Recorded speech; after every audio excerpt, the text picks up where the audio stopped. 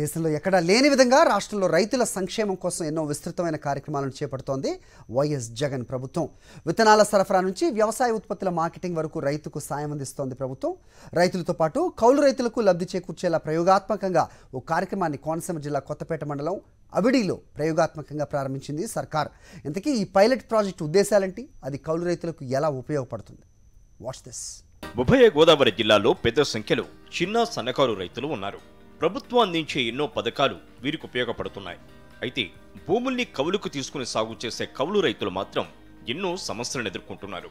వ్యవసాయానికి అవసరమైన విత్తనాలు, ఎరువులు, మదుపుల కోసం బ్యాంకుల నుంచి లోను తీసుకోవాలంటే వీరు ఎన్నో ఇబ్బందులు పడాల్సి వస్తోంది.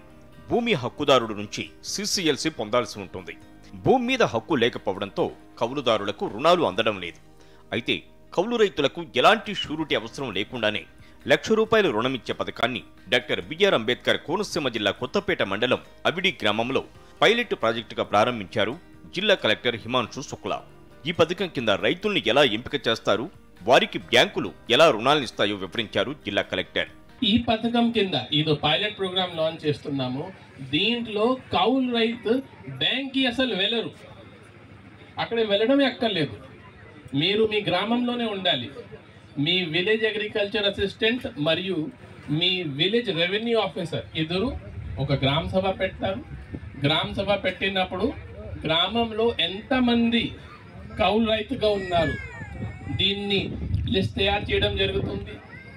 ఈ ఉన్న లిస్ట్లో ఎంతమంది 5 సంవత్సరం నుంచి ఈ గ్రామంలోనే కౌలు చేస్తున్నారు, వాళ్ళు గతంలో ఏమైనా లోన్ తీసుకున్నారా, లోన్ తీసుకున్నప్పుడు సకాలంలో రిటర్న్ చేశారా, ఇవన్నీ చెక్ చేసి ఒక ఫామ్ ఫిల్ చేస్తారు.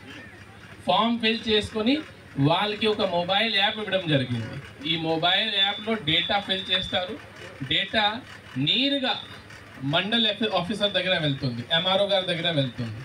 MRO గారు తర్వాత మండల్ అగ్రికల్చర్ ఆఫీసర్ ఇద్దరు మాట్లాడుకొని ఇది బాగానే ఉన్నాయి, ఈ మన గ్రామంలో వచ్చిన లిస్ట్ బాగానే ఉన్నాయి, అక్కడ రైతు కూడా అందరూ బాగానే ఉన్నారు, వాళ్ళకి డబ్బు ఇస్తే ఏమి సమస్య ఉండదు, వాళ్ళు సకాలంలో కట్టిస్తారు.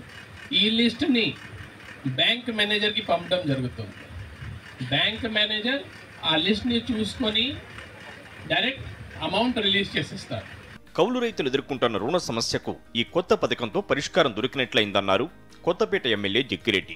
ఏదైతే కౌలు రైతులు నిజంగా ఎండగండి వానకి తడిచి పాపం చేలో చేస్తుంటే నడిగిపోతూ ఉన్నాడు.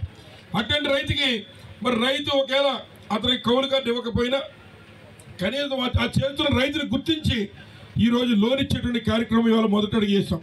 ఇవాళ DCC బ్యాంక్ ముందుకు వచ్చారు, మేము ఈ రకంగా లోన్ ఇస్తామని చెప్పి ముందుకు వచ్చారు.